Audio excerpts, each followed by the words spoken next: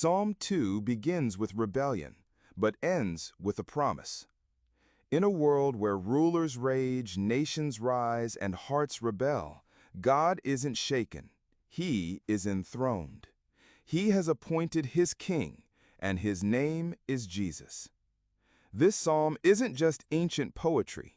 It's prophecy, power, and perspective for today.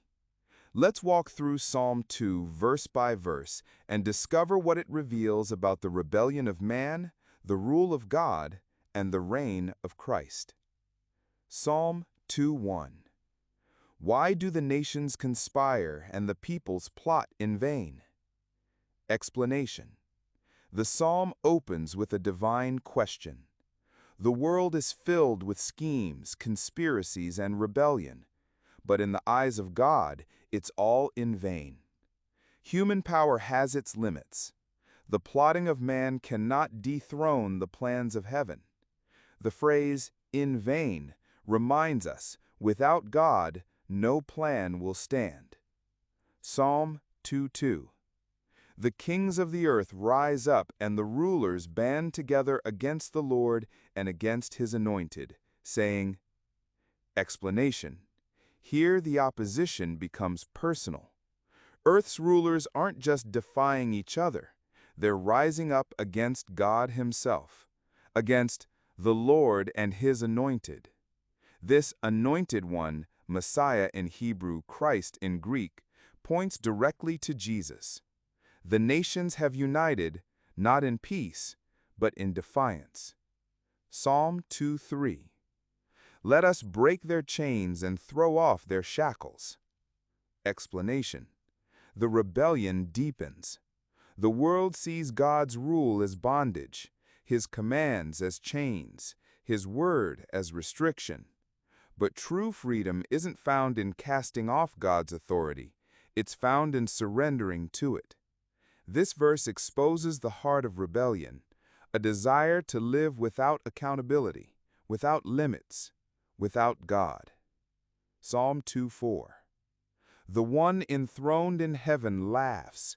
The Lord scoffs at them. Explanation. God isn't anxious about the rage of nations. He isn't pacing heaven's halls. He is enthroned, unmoved, in control. And when he hears the threats of earth's most powerful leaders, he laughs. Not because he is cruel, but because their defiance is absurd.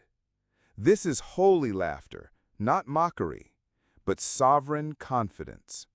No one overthrows the Creator. Psalm 2:5.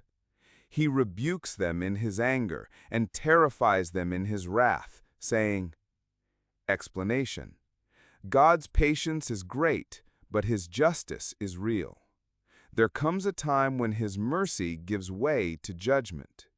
His words carry authority, and when he speaks, the nations tremble. God does not ignore rebellion. He addresses it. Psalm 2:6. I have installed my king on Zion, my holy mountain. Explanation.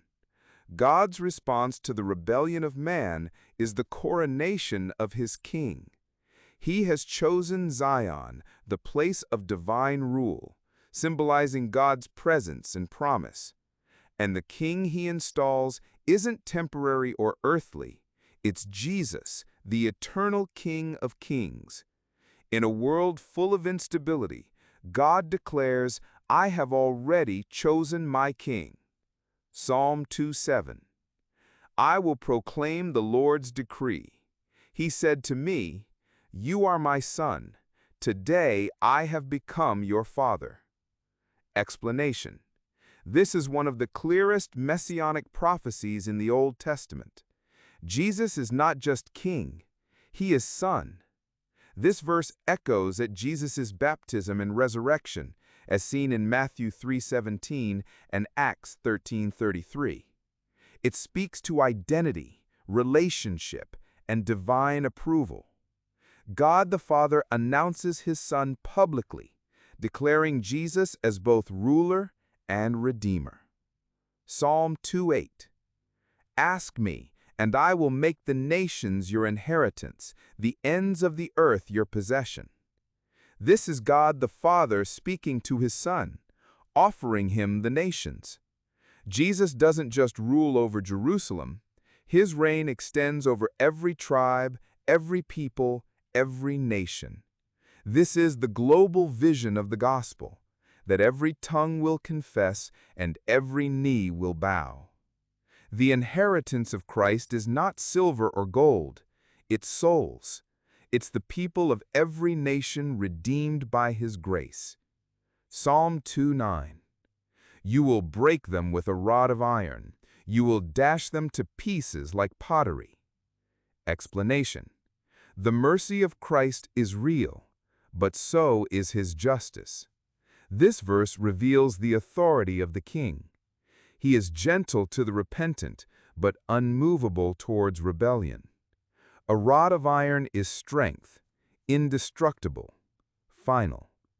Those who resist his grace will face his rule, not in cruelty, but in righteous judgment. Psalm 2:10. Therefore, you kings, be wise. Be warned, you rulers of the earth. Explanation. Now comes the plea, a warning, but also an invitation. Wisdom doesn't resist God, it surrenders to it. God calls even the highest rulers to submit to the true King. This is not about domination, it's about salvation. It's about alignment with heaven's plan. Psalm 2:11. Serve the Lord with fear and celebrate his rule with trembling. What a beautiful balance, fear and joy. To fear God is not to be terrified, it's to stand in awe. To celebrate his rule means to rejoice in his leadership, not to resent it. True worship comes from a heart that honors God's power and delights in his goodness. Psalm 2:12. Kiss his Son, or he will be angry, and your way will lead to your destruction, for his wrath can flare up in a moment. Blessed are all who take refuge in him. Explanation. This is the final verse. It's an altar call. Kiss the Son, a gesture of submission, respect, and affection. God gives a choice: rebel and face judgment, or submit and receive blessing. And the final word of Psalm 2 is not wrath, but refuge. Blessed are all who take refuge in him. This is the gospel in one line. You don't have to run from God. You can run to him. Living Psalm 2 today. Don't fear the rebellion around you. Trust the God who reigns above it. Don't resist the rule of Christ. Submit and find life. Don't settle for earthly kingdoms. Live for the eternal one. Psalm 2 is a prophetic picture of a world in chaos and a king who sits above it all. The question is, have you kissed the Son? Have you taken refuge in him?